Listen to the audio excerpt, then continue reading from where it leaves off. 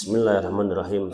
Innal hamdalillah nahmaduhu wa nasta'inuhu wa nastaghfiruh wa na'udzu billahi min syururi anfusina wa min sayyiati a'malina may yahdihillahu fala mudilla lahu wa may yudlil fala hadiyalah. Asyhadu an la ilaha illallah wahdahu la syarika lah wa asyhadu anna Muhammadan abduhu wa rasuluh alladzi la nabiyya ba'dah. Wassalatu wassalamu ala Rasulillah wa ala alihi wa ashabihi wa man wala wal haula wala quwwata illa billah amma ba'd. Alhamdulillah pada pagi hari ini cuaca sejuk, halodo tapi itu hujan berarti. Alhamdulillah kita sehingga bisa berkumpul di masjid ini. Punten ya menuju Kirang Merdu itu. Ya, beberapa hari ini ya dalam 2 pekan ini biasa kehujanan kehujanan kepanasan jadi akhirnya emplu batuk-batuk dan ya seperti ini. Mudah-mudahan Allah Subhanahu wa taala sehatkan kita semuanya, kuatkan dengan perubahan cuaca yang seperti ini. Ya. Jadi kalau misalkan ternyata Allah berikan cuaca seperti apapun, ya ini adalah rahmat dari Allah Subhanahu wa taala. Adapun kemudian ternyata ada yang sakit itu karena memang kondisi tubuh kita sedang kurang siap untuk menghadapi perubahan cuaca. Berarti ya diantawisna kirang olahraga artinya. Baik, berarti olahraga itu ketika tujuannya adalah untuk supaya badan kita sehat, dengan badan sehat dan kuat sehingga kemudian kita bisa beribadah ya, dengan nyaman, dengan lebih baik lagi, maka berarti olahraga itu bisa bersifat wajib ya. Karena kaidah fikih itu mengatakan bahwa ma la yatimbul wajib illa bihi fahuwal wajib. Tidak sempurnanya suatu kewajiban kecuali dengannya, maka sesuatu itu berarti wajib. Jadi kalau misalkan sholat tidak akan sempurna, tidak akan bisa terlaksana dengan benar, dengan baik, dengan sah kalau tidak ada wudhu, berarti wudhunya wajib. Maka olahraga juga bisa bersifat wajib hukumnya ketika tujuannya adalah untuk menjaga kesehatan, kebugaran supaya badan kita bisa digunakan untuk beribadah.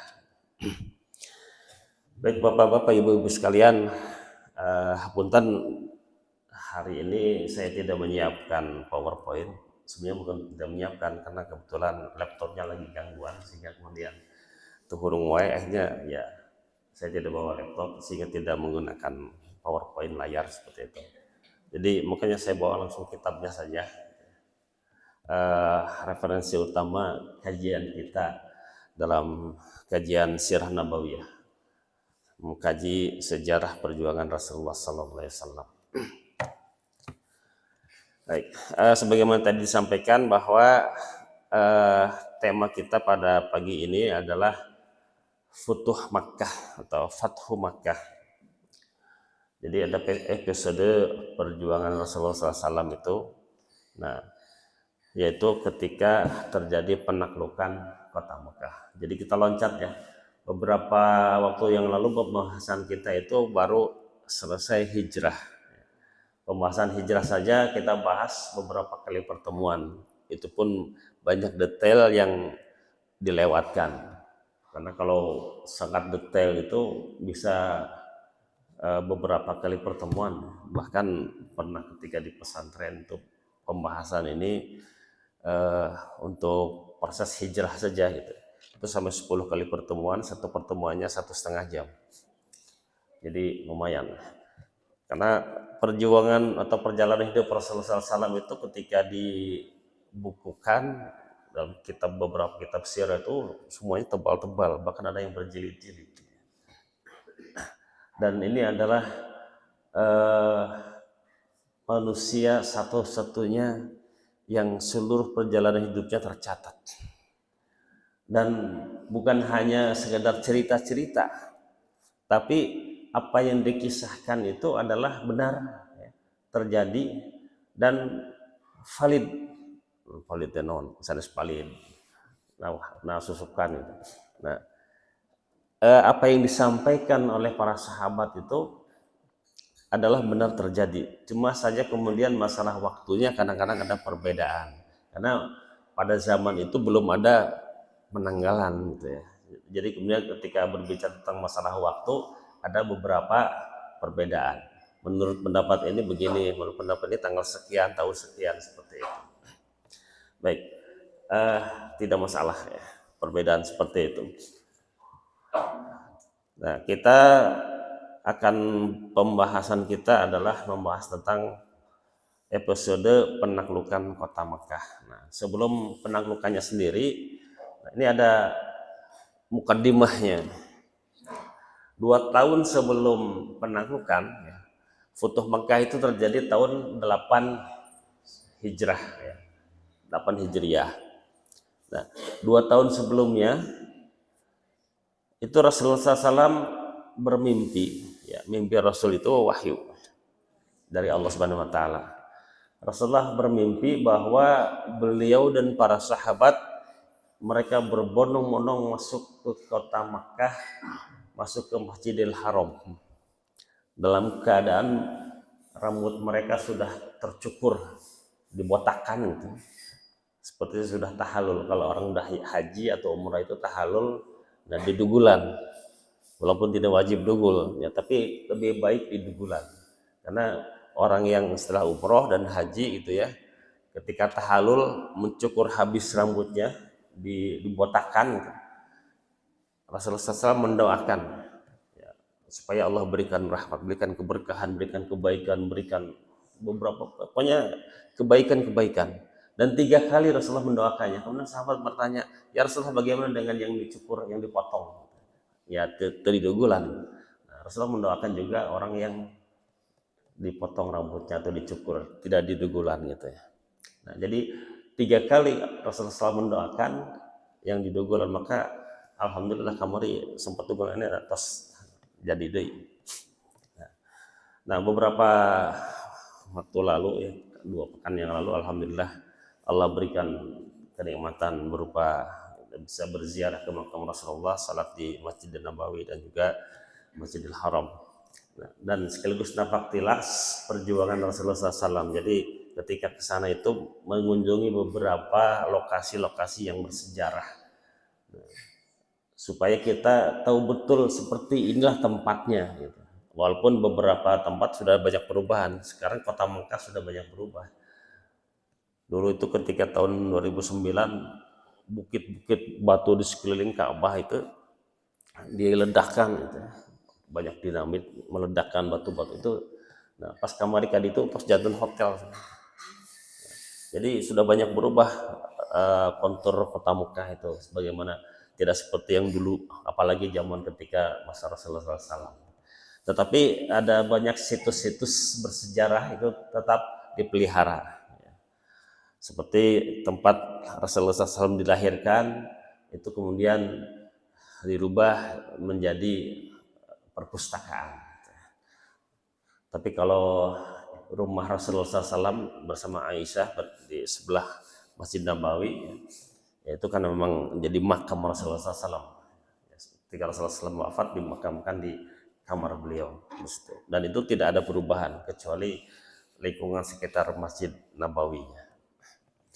Baik, saudara-saudara sekalian, Bapak Ibu sekalian, di dalam surat Al-Fath, surat ke-49, ya, Allah Subhanahu wa taala berfirman di dalam ayat ke-27. A'udzubillahi minasyaitonirrajim. Laqad sadaqallahu rasulahu ru'ya bil haqq la tadkhulunnal masjidal harama insyaallah aminina muhalliqina ru'usakum wa muqassirina la takhafun. Fa'alima ma lam ta'lamu faja'ala min duni dzalika fathan qariba. Nah, akhirnya kemudian setelah Rasulullah mimpi itu dan kemudian Rasulullah menyatakan itu kepada para sahabat, ini masih mukaddimah Futuh Makkah. Nah, akhirnya kemudian mereka bersemangat untuk pergi ke Mekah tahun ke-6 Hijrah untuk melaksanakan ibadah umroh. Tetapi qadarullah ternyata kemudian mereka tidak bisa melaksanakan umroh karena dicegat oleh orang-orang Quraisy. Ya singkat cerita, ini kemudian terjadilah perjanjian Hudaybiyah, perjanjian gencatan senjata selama 10 tahun. Mereka tidak berperang, tidak saling mengganggu, tidak saling menyerang, tidak, pokoknya bebas. Jadi ada gencatan senjata selama 10 tahun dengan syarat-syarat yang mereka tentukan. Orang-orang Quraisy menentukan bahwa kaum muslimin ya, harus kembali ke Mekah, kembali ke Madinah, baru boleh masuk ke Mekah tahun berikutnya. Jadi umurnya tahun 7 Hijriah. Kemudian orang-orang dari Mekah yang mereka datang ke Madinah harus kembali. Jadi tidak boleh hijrah, tidak boleh meninggalkan Mekah, jadi kudu balik deh. Tapi kalau ada orang-orang dari Madinah mereka ke Mekah, itu tidak boleh balik deh ke Madinah, leciknya. Tapi Rasulullah menyetujuinya.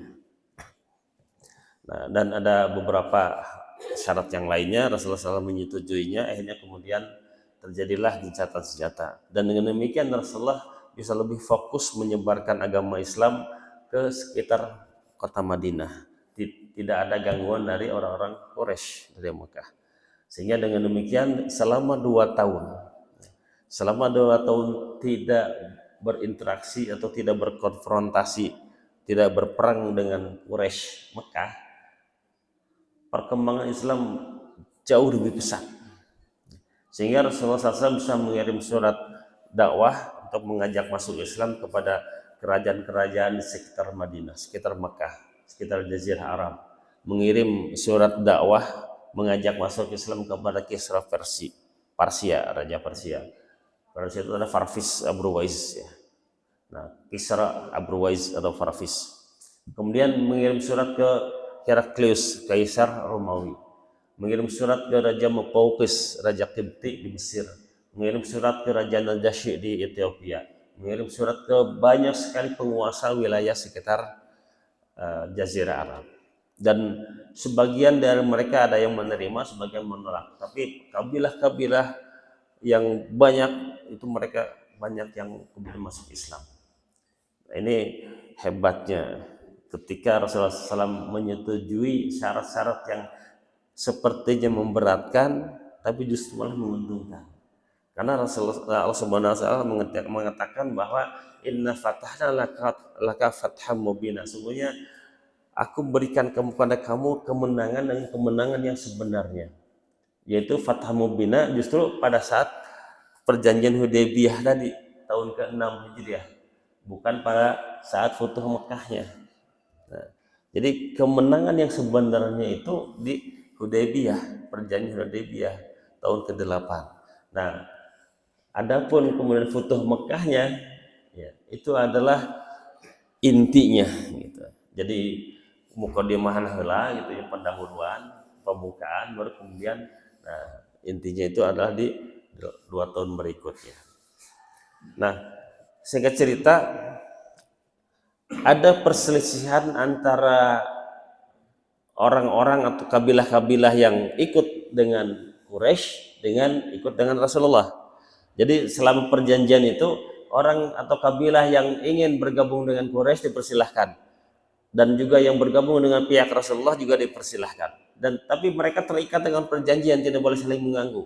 Tapi ternyata kemudian Bani Bakr, ya, Bani Bakr ini adalah kabilah yang berpihak kepada Quraisy, itu melakukan provokasi dan penyerangan terhadap Bani Khuza'ah. Bani Khuza'ah ini adalah kabilah yang bergabung dengan Rasulullah, walaupun mereka sebetulnya belum masuk Islam semuanya, mereka masih tetap berada yang dalam agama nenek moyangnya, masih ada yang musyrik, ada yang kafir begitu. Tapi mereka ikut bergabung dengan pihak Rasulullah SAW. Nah, mereka memprovokasi dan akhirnya terjadi penyerangan dan pembunuhan terhadap Bani Khuza'ah. Ada 20 orang dari Bani Khuza'ah itu wafat, tewas. Mereka mengadu pada Rasulullah SAW bahwa terjadi pelanggaran yang dilakukan oleh pihak Quraisy. Dalam hal ini adalah Bani Bakr. Nah, dan juga Bani Quraisy ini, ya, kaum Quraisy itu ketika terjadi konfrontasi atau perselisihan antara Bani Bakar dan Khuza'ah, itu mereka juga membantu mengirimkan logistiknya, bahkan mengirimkan persenjataan serta ada pasukannya. Ya. Beberapa orang mereka ikut serta dalam penyerangan terhadap Bani Khuza'ah. Ini jelas-jelas pelanggaran. Maka Rasulullah SAW berusaha untuk memediasi, berusaha untuk agar jangan sampai terjadi perperangan, ya. Karena bagaimanapun perang itu merugikan, ya. Akhirnya kemudian bagaimana supaya mereka Bani Bakar ini membayar diat itu denda kalau membunuh seseorang tanpa hak, tanpa yang dibenarkan, di pelanggaran seperti itu, harus membayar ganti rugi kepada pihak yang dibunuh atau pada keluarganya gitu ya. Tapi menolak, Banu Bakar menolak karena mereka menganggap bahwa pendukung mereka adalah orang yang kuat, pihak yang kuat, itu Quraisy. Nah, karena terjadi penolakan dari pihak Quraisy dan Banu Bakar dalam hal ini, akhirnya kemudian otomatis perjanjian gencatan senjata selama 10 tahun batal.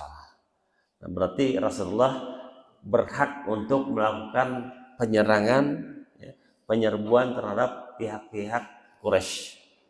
Ya. Nah, Abu Sufyan tahu persis bahwa kondisi seperti ini, bahwa ini membahayakan perdagangan, karena bisnis mereka itu orang-orang Quraisy itu kalau musim panas, ya, mereka berdagangnya ke wilayah utara, wilayah negeri Syam gitu, Palestina, Syria, Lebanon, kawasan itu, dan itu pasti harus melewati Madinah. Nah, kalau terjadi peperangan, maka mereka tidak lagi bisa berbisnis. Ini terganggu perekonomian mereka. Ini kerugian yang sangat besar. Maka ini kemudian Abu Sufyan berusaha untuk negosiasi, datang ke Madinah langsung, mau menemui Rasulullah SAW. Dia berusaha untuk mencari bantuan bagaimana caranya supaya bisa bertemu dengan Rasul.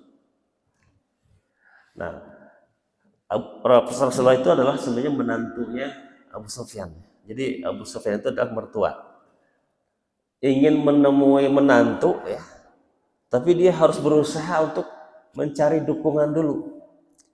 Dia datang kepada Abu Bakar untuk supaya bisa mengantar dia ketemu dengan Rasul. Abu Bakar menolak. Datang kepada Umar, Umar pun menolak. Datang kepada sahabat yang lain, ditolak. Bahkan putrinya Ummu Habibah, ya, Ummu Habibah ini dinikahi oleh Rasulullah SAW ketika masih berada di Habsyah atau ketika di Ethiopia. Ya. Ummu Habibah ini hijrah ke Ethiopia bersama suaminya, ya. Tapi ternyata kemudian suaminya murtad. Ketika berada di Ethiopia, di Habsyah, suaminya tertarik dengan agama Nasara, sehingga kemudian dia keluar dari Islam dan masuk Nasara. Otomatis Ummu Habibah kemudian harus pisah, ya. Karena sudah ada hukum mengatakan bahwa ketika laki-laki atau suami atau istrinya murtad, ya, atau non muslim, musyrik, maka otomatis pernikahan itu batal. Ya. Jadi itu kudu dicerai, tidak harus ditolak, tapi karena otomatis batal. Seperti itu. Maka ketika ada terjadi pernikahan beda agama ini, maka itu statusnya perzinahan. Walaupun kata itu mereka ahli kitab, udah ahli kitab ayeuna mah beda, jeung ayeuna baheula gitu. Ini mereka orang-orang musyrik. Walaupun ada sebagian yang berpendapat membolehkan, tapi lebih aman adalah untuk tidak. Jangan, hati-hati nanti ketika ada punya putra putri gitu ya, resep ke seseorang pas atau lawan jenisnya itu, taroskeunlah agama anak. Gitu. Bukan hanya Islam, oh dia Muslim, tapi sholat tuh rajin tuh sholatnya. Bagaimana orang tuanya? karena itu nanti untuk nasib mereka seumur hidup dan di akhirat. Nah, bahkan Ummu Habibah itu menolak ketika Abu Sufyan datang ke rumahnya.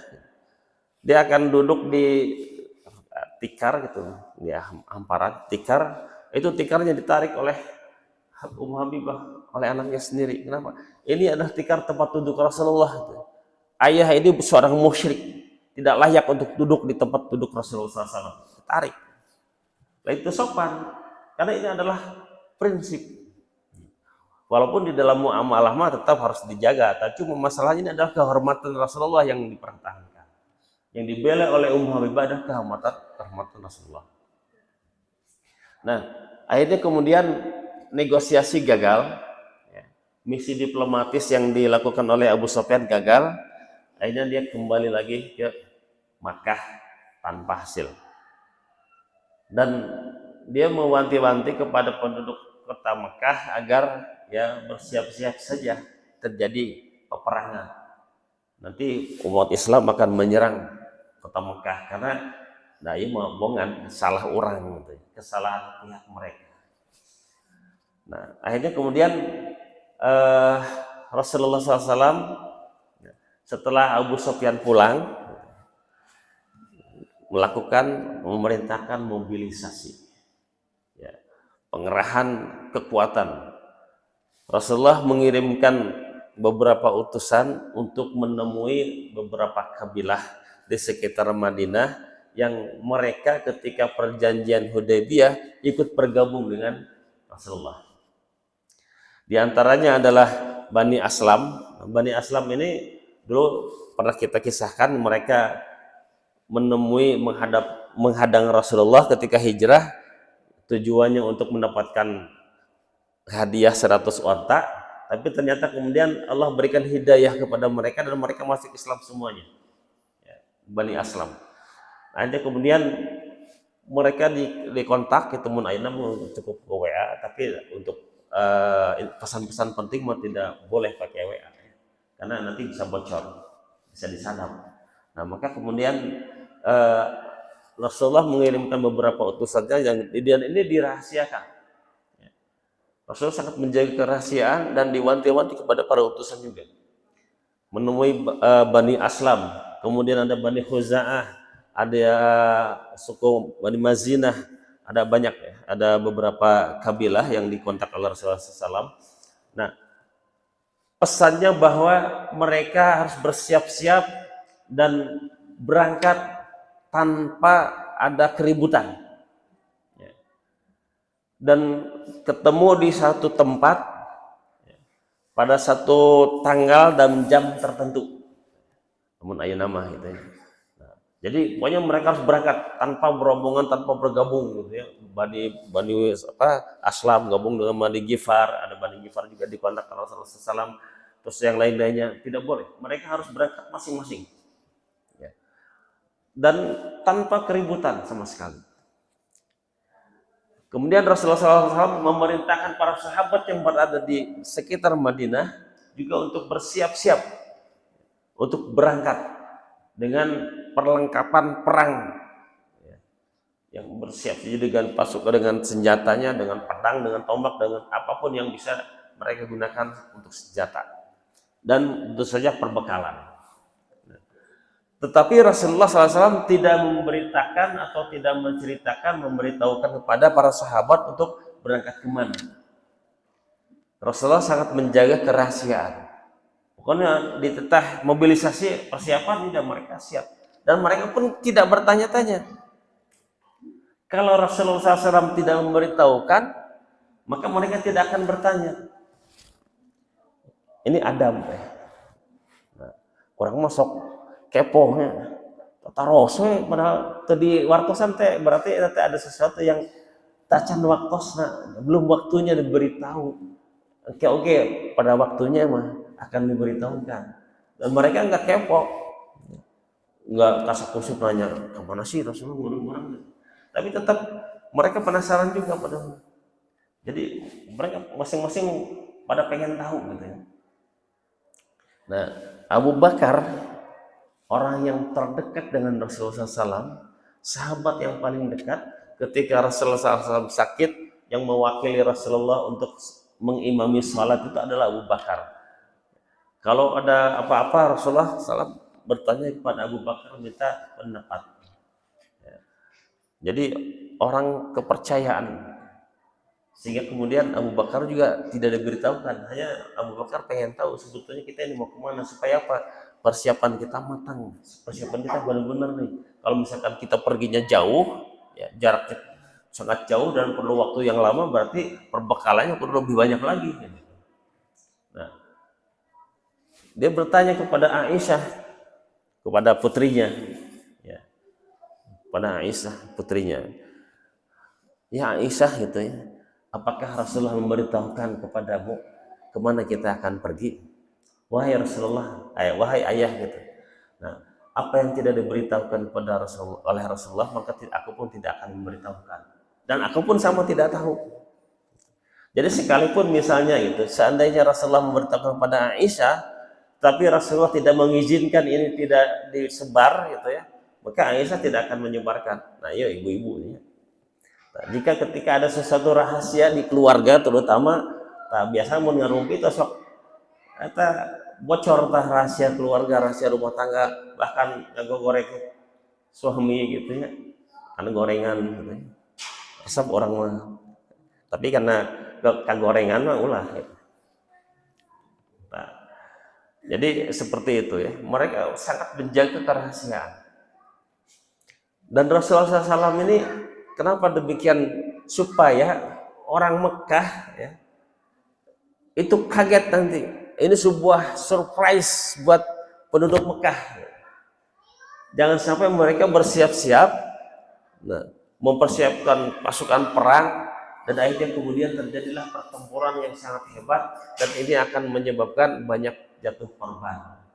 Dan ini adalah kerugian sangat besar. Nah, Rasulullah tidak ingin seperti itu.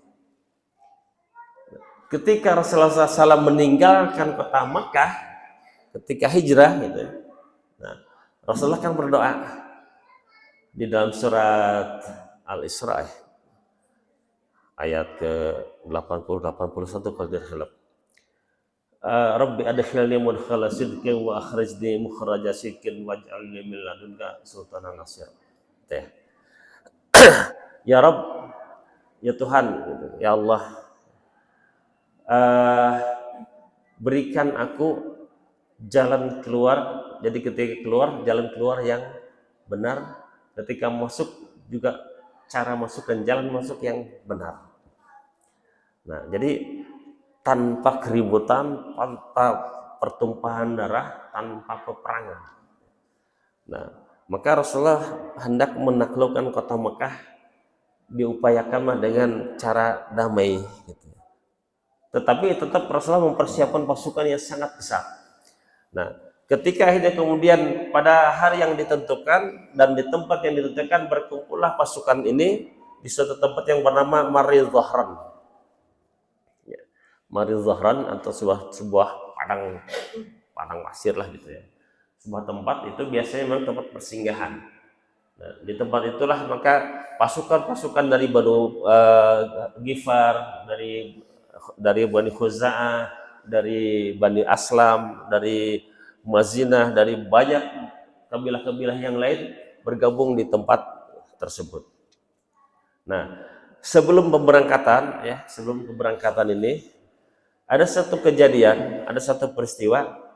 Nah, sekalipun Rasulullah SAW merahasiakan tujuan keberangkatan pasukan yang disiapkan ini, tetapi karena sahabat itu cerdas, ada sahabat yang kemudian akhirnya bisa menduga-duga, Rasulullah ini pasti memerintahkan kita semuanya untuk menyerang kota Mekah.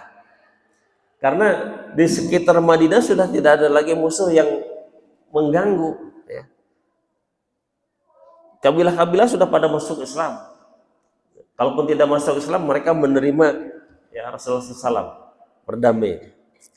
Kemudian kerajaan-kerajaan juga jauh, pernah Rasulullah SAW berperang juga, misalkan dalam perang Mu'tah itu ya, dengan kerajaan Romawi. Tapi itu juga lokasi sangat jauh. dan tidak mengganggu lah untuk sementara itu. Jadi aman kondisinya. Maka satu-satunya musuh yang belum ditaklukkan itu adalah Mekah, ya, Quraisy. Maka kemudian akhirnya sahabat itu mengambil kesimpulan bahwa Rasulullah akan menyerang kota Mekah. Dan dia punya keluarga di kota Mekah, sementara keluarganya tidak ada pendukung, tidak ada pelindung, tidak ada kabilah yang melindunginya. Jadi nanti kalau terjadi peperangan, nah dia khawatir keluarganya itu nanti terjadi terbunuh, jadi korban. Maka kemudian dia menulis surat. Dia menulis surat kepada orang-orang Mekah supaya melindungi keluarganya. Jadi tujuannya ada bukan membocorkan rahasia, tapi jadi bocor rahasia nanti. Nah, kalau surat itu sampai ke Mekah, pasti bocor rencana Rasulullah.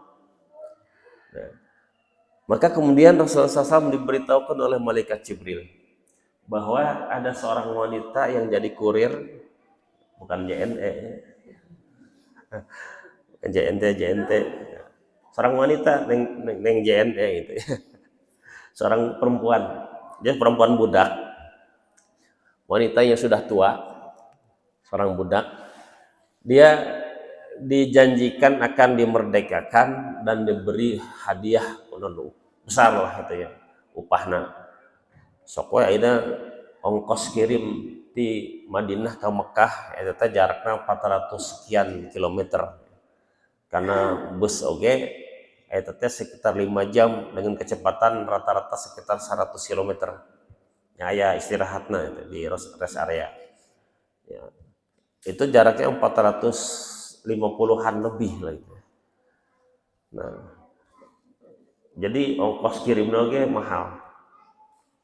Nah, akhirnya kemudian Rasulullah beritahu Jibril, malaikat Jibril, bahwa ada seorang wanita yang jadi kurir membawa surat untuk orang-orang Mekah, penduduk Mekah. Dan dia sedang berada di daerah di sebuah kebun kurma beristirahat gitu ya, yang bernama kebun Khah gitu ya. Ada Khah namanya, nama daerahnya itu, kebun kurma itu. Maka kemudian Rasulullah SAW mengutus Ali bin Abi Thalib, Zubair bin Awam, dan juga Miqdad. 3 orang diutus untuk mengambil surat tersebut. Dan ternyata benar sebagaimana yang diberitakan oleh Rasulullah SAW, ada seorang wanita tua berada di kebun kurma Khah itu. Dan dipaksa untuk menyerahkan surat yang dititipkan padanya. Dia menolak, saya tidak membawa apa-apa, kumaha caranya dia untuk mempertahankan, karena hadiah yang dijanjikannya sangat besar, kemerdekaan dan juga harta yang belum pernah dia miliki ya, terimpikan, wah mana jadi harta, jadi kaya raya lah itu. Tapi ternyata kemudian dia tetap menolak, maka diancam, namun orang mau diserahkan teranjangan siah gitu ya. Jadi geledah dia. Atau udah seorang perempuan digeledah laki-laki meren ragam gitunya, pemobari. Nah, pakaiannya kan tertutup, jadi kudu dibuka pasti. Nah, karena dia seorang wanita dan juga sekali budak, dia punya harga diri, punya kehormatan, dan mereka bertiga ini sahabat ini sebenarnya hanya mengancam kan, tidak mungkin nanti akan menggeledah benar-benar, kecuali kalau memang sangat terpaksa kan. Tapi karena diancam seperti itu, digeledah nanti sok taranjangan gitu. Nah, akhirnya diserahkanlah surat tersebut. Nah, akhirnya kemudian dibawalah surat itu. Nah, karena perintahnya adalah mengambil surat, maka Ali, Zubair, dan Miqdad tegawawanian buka surat eta. Nah, eta amanahnya sahabatnya. Sesuai dengan tugas saya. Orang masuk penasaran itu naon sih, orang buka lah gitu ya. Cuman aya diuntungkan ke orang gitu. Nah, sesuatu yang menguntungkan. Nah, mereka tetap amanah itu. Jadi ambil surat itu tanpa dibuka, mereka juga nggak tahu apa isinya gitu. Dibawalah kepada Rasulullah, ya Rasulullah, ini surat yang berhasil direbut. Nah, Rasulullah tahu bahwa yang mengirim surat ini adalah Miqdad, Hatib Ya, Hatib bin Abu Balta'ah. Dipanggil Hatib. Ya Hatib, mahadza? Apa ini? Nanaonan dari maneh. Ngirim surat ieu ngebocorkeun rahasia. Nah, Hatib menjelaskan, ya Rasulullah, saya tanpa maksud untuk berkhianat, tanpa maksud membocorkan rahasia, hanya saja saya khawatir saya punya keluarga di Makkah dan mereka tidak memiliki pelindung, tidak ada yang melindungi mereka kalau terjadi peperangan, sehingga saya khawatir mereka nanti celaka, terbunuh dan sebagainya. Yaitu manusiawi. Umar bin Khattab tambak itu, Umar bin Khattab mau sahau kedua pedang ya, pedang langsung. Ya Rasulullah, serahkan dia untuk aku penggal leher. Nah, Rasulullah berkata bahwa ya Umar, gitu, Hatib ini adalah ahli Badar. Dia hadir dalam perang Badar. Nah, jadi para sahabat yang ikut dalam perang Badar bersama Rasulullah SAW membela agama Islam ketika kondisi umat Islam masih lemah, masih sedikit, ada ancaman yang sangat besar dari pihak Quraisy, dan kalau saja pasukan Badar ini kemudian habis semuanya, maka akan tidak ada lagi agama Islam. Ya, karena umat Islam pada situ baru sedikit ya, yang hanya itu-itunya. Nah, maka kemudian Allah berikan kemenangan, maka penghargaan terhadap ahli Badar, veteran perang Badar itu luar biasa. Bahkan Allah Subhanahu wa taala mengatakan bahwa i'malu masyi'ta. Berbuatlah sekehendak kalian, aku telah mengampuni kalian. Hebat. Orang-orang yang ikut berperang di Badar bersama Rasulullah SAW untuk membela Islam, mempertahankan agama Islam, Allah berikan pahala sehebat itu. Ampunan sekalipun mereka perbuatan dosanya belum dilakukan, gitu ya, Allah sudah berikan ampunan. Maka Allah Subhanahu wa taala mengatakan, kamu berbuatlah sekehendak kalian, aku sudah mengampuni kalian semuanya. Itu penghargaan yang Allah berikan kepada ahli Badar. Dan Rasulullah SAW juga memberikan penghargaan kepada ahli Badar itu. Ya. Mereka dihormati, dihargai, dan kalau ada sesuatu, misalkan ada kumpulan gitu ya, musyawarah, nah Rasulullah akan bertanya pada ahli Badar dulu. Yang diutamakan adalah ahli Badar. Jadi kalau pada ada sahabat yang riung banyak 1.000 orang gitu ya, nah orang-orang yang ikut di perang Badar dulu yang diutamakan. Kalau ada ghanimah, harta rampasan perang, misalnya terjadi peperangan, dapatkan kemenangan gitu ya, banyak harta yang dibawa, dikumpulkan, maka yang paling berhak untuk mendapatkan itu adalah ahli Badar terlebih dahulu, lebih utamakan. Dan mereka pun mendapatkan tunjangan per bulan, itu tunjangannya namun dirupiahkan mah mungkin bisa jadi ratusan juta, cukup untuk hidup mewah. Tapi mereka itu orang-orang yang zuhud hidupnya, jadi diberikan harta yang begitu banyak tuh disedekahkan deui, karena banyak umat Islam di sekitar Madinah yang masih kaum du'afa, kaum masih miskin. Nah, jadi mereka hidupnya sederhana, padahal mereka itu diberikan harta yang banyak. Nah, itu hebatnya ahli Badar gitu. Mereka tidak tidak sega bon bahasa Sunda kokoro manggih mulut. Biasanya orang hidup susah, begitu banyak harta rampasan atau banyak dapatkan harta teh mumpung gitu ya, lifestyle beda, berubah gaya hidupnya, segala dibeli, segala macam gitu. Mereka tidak demikian, tetap hidupnya sederhana. Nah, maka Rasulullah SAW bahkan Allah menghargai mereka. Nah, Hatib bin Abu Balta'ah ini juga ahli Badar, maka kemudian dimaafkan. Karena Allah saja sudah mengampuni Hatib sebagai seorang yang ahli Badar, maka Rasulullah pun memaafkan. Tidak dihukum, hanya ya diperingatkan saja gitu ya, ada SP lagi, surat peringatan. Nah, itu kejadian sebelum pemberangkatan. Maka pada tanggal 10 Ramadan tahun 10 Hijriah, tahun ke-8 Hijriah, nah bergeraklah Rasulullah SAW dengan para sahabat pergi menuju ke tempat yang disebut dengan Zahran tadi.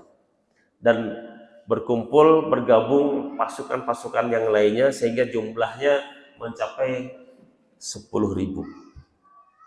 Ya. Ada para sahabat para sejarawan ahli sejarah mengatakan lebih dari 10.000. Pokoknya ya tidak beda lah gitu ya, sekitar 10.000, bisa lebih bisa kurang sedikit. Nah, ini adalah pasukan terbesar yang ada saat itu, yang pernah ada, yang berhasil dikumpulkan di sekitar Mekah, Madinah. Jadi terjadi selama ini kalau terjadi peperangan itu mereka hanya baru bisa mengumpulkan ketika perang Uhud. Ya. Quraisy mengirimkan 3.000 pasukan. Ketika terjadi perang Ahzab itu perang gabungan ya. Orang Quraisy mengajak kabilah-kabilah yang lain untuk ikut bergabung, bahkan mengajak orang-orang Yahudi di sekitar Madinah yang terikat perjanjian perdamaian dengan Rasulullah SAW, diajakkan untuk berperang melawan Rasulullah SAW. Ini pengkhianatan orang-orang Yahudi yang mereka padahal sudah terikat perjanjian. Jadi ulah percaya dengan orang Yahudi itu kalau terjadi perdamaian gencatan senjata kemarin kan di Gaza, ternyata mereka juga melakukan penyerangan, masyarakatnya, penduduknya melakukan penyerangan, bahkan melakukan pembakaran masjid. Ada beberapa yang terbunuh ya. Seperti itu. Nah, ini karakter Yahudi begitu.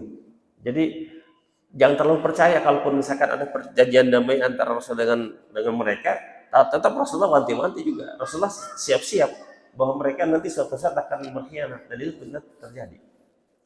Ya. Kembali kepada kisah ini.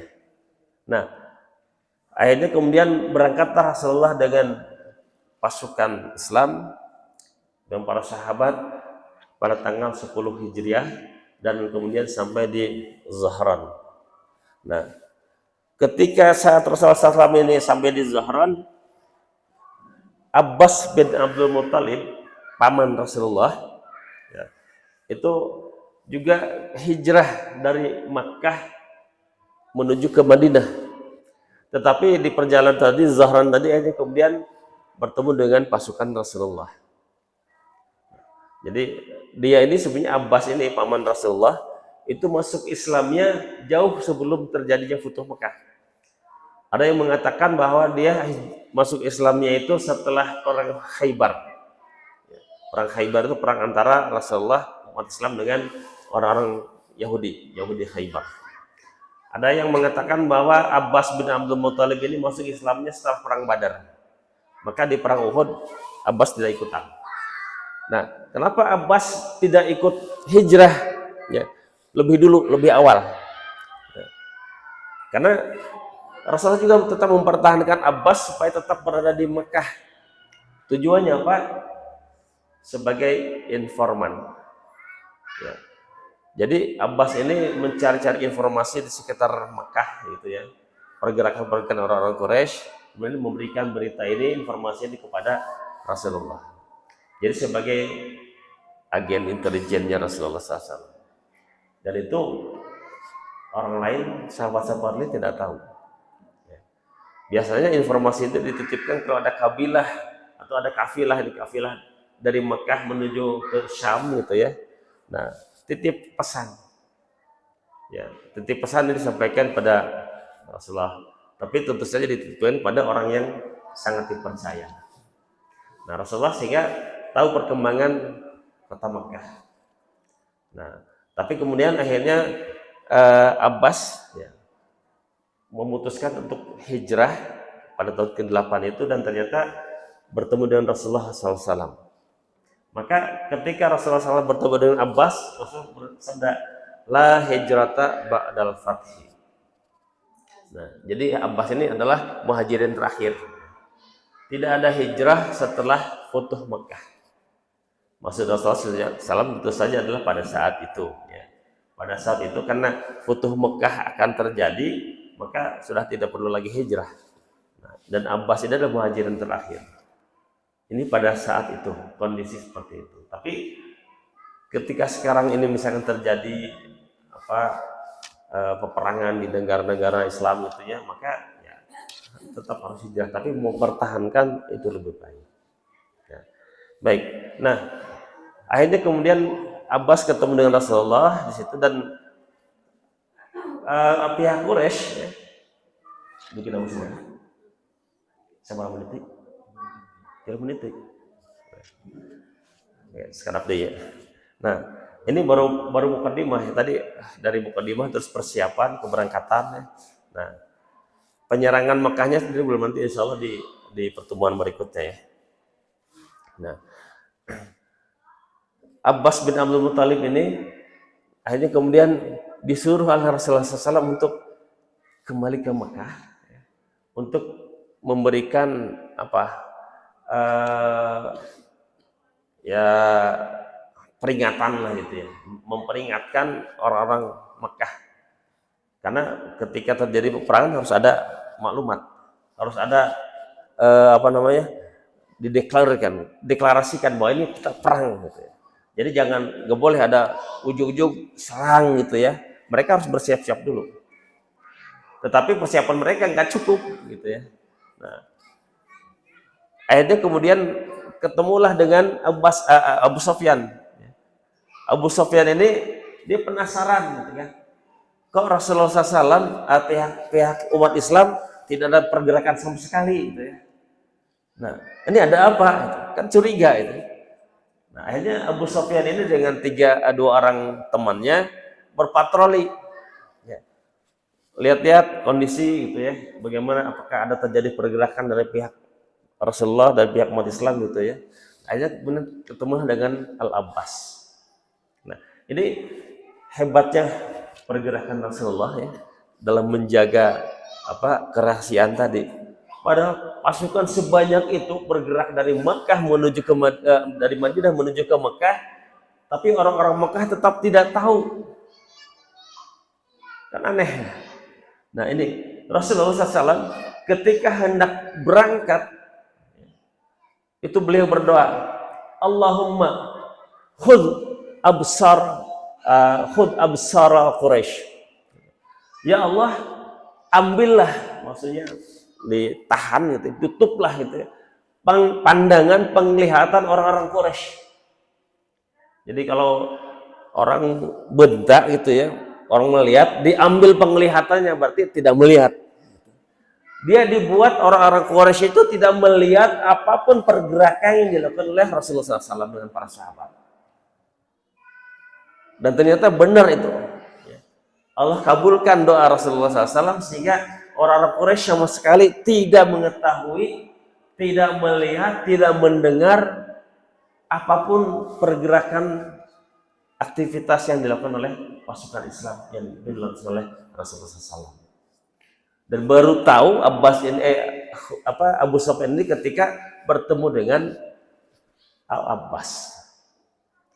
Dan Abbas mengingatkan, wahai Abu Sufyan, beritahukan kepada orang Mekah, menyerahlah, ulah wanianan ngalawan. Kalau nanti Rasul dan pasukannya datang, jangan melawan sama sekali. Kamu tidak akan sanggup. Penasaran kan? Kamu untuk percaya, hayo. Nah, diajaklah Abu Sufyan oleh Al-Abbas. Tuh tingali, seluas mata memandang kemanapun itu adalah tenda-tenda milik pasukan umat Islam. Sok 10.000 camping babarengan di mana nu cekap kiara payung mau tiasa. Namun pas sedek mah tiasa sebenarnya kiara payung. Tapi nuh itu. Dan kemudian Rasulullah pun menyuruh para pasukannya ini supaya membuat api unggun sebanyak-banyaknya. Supaya kalau ditinggal itu ya, wah semarak gitu ya, banyak besar itu. Waduh, pasukan di mana sana? Itu sudah gentar Abu Sufyan.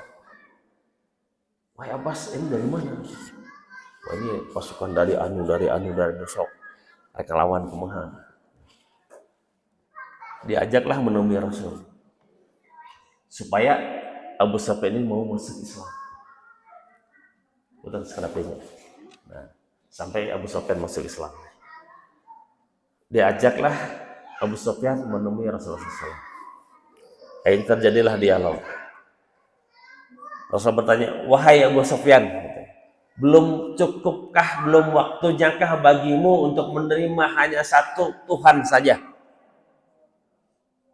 Menurut Tuhan yang ragu-ragu. Kayak lamun saya menerima satu Tuhan, kayak Tuhan yang banyak kayak kumahakeun. Makanya loba ayat 300-an. Ari kamanakeun dijual wae gitu, dilelang. Umar bin Khattab keheul gitu nya. Umar bin Khattab nggak boleh masuk tenda Rasul. Karena mau ngaganggu nanti. Umar bin Khattab paling benci pada Abu Sufyan. Pasti bakal ngaganggu.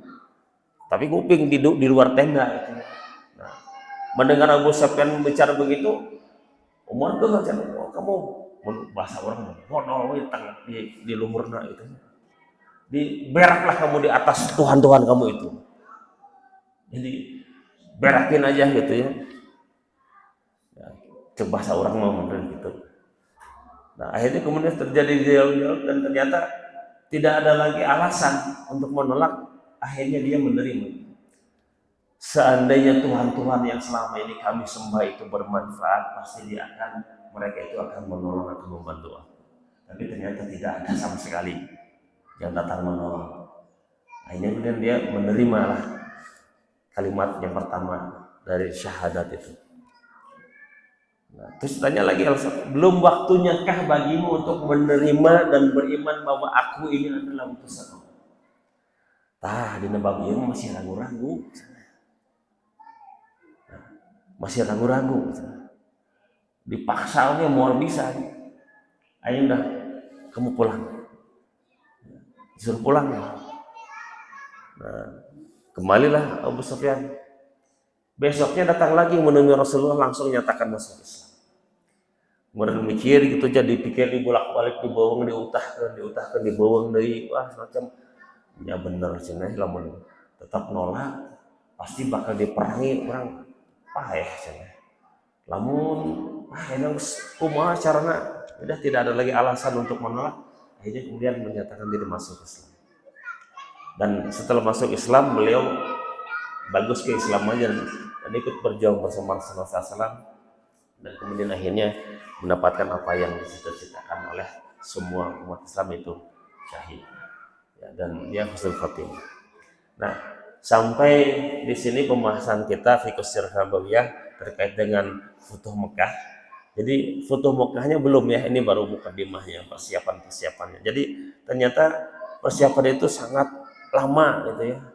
Karena sok mun aya pertandingan sepak bola kan latihanana langkung lami. Ya.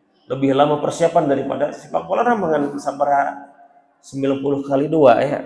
Tapi latihanana terus-terusan bahkan berbulan-bulan. Nah, segala persiapan itu memang harus matang, harus betul-betul tidak ada lagi kesalahan yang terjadi nanti.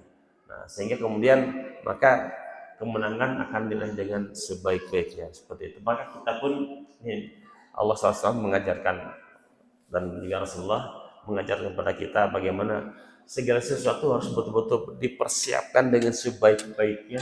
Ya. Jangan sampai kemudian orang kaduhung.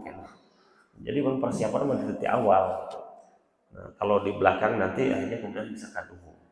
Kaduhung itu penyesalan. Gitu. Nah, dan segala sesuatu harus betul-betul dipertimbangkan baik-baik. Jadi ulah gulung gusuh. Gitu ya. Yaitu diantaranya. Sebenarnya ada banyak ibrah dari kisah ini, nanti insyaallah pelajaran atau ibrah yang dari kisah Futuh Makkah ini nanti kita akan bahas di pertemuan berikutnya, dan juga termasuk penaklukan kota Makkahnya.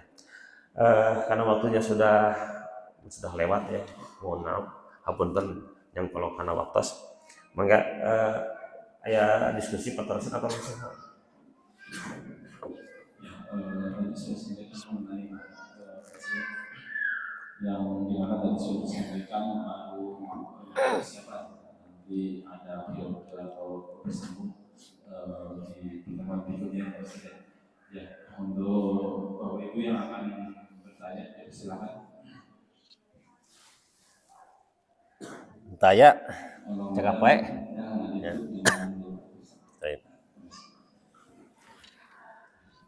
Alhamdulillah, amin. kajian kita pada pagi ini, yaitu fikih sirah nabawiyah.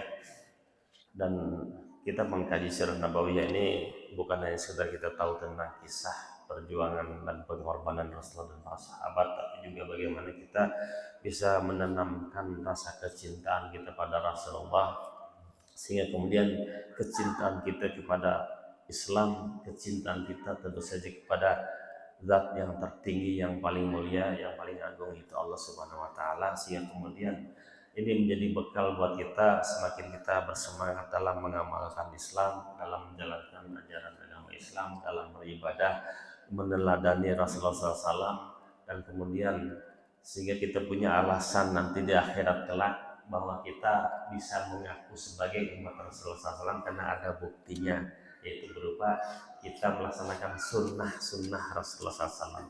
Jadi ketika kita beribadah itu ulah dipilih hanya wajib nawukul, tapi sunnah nawukul kita laksanakan karena ini adalah kita mencintai Rasulullah.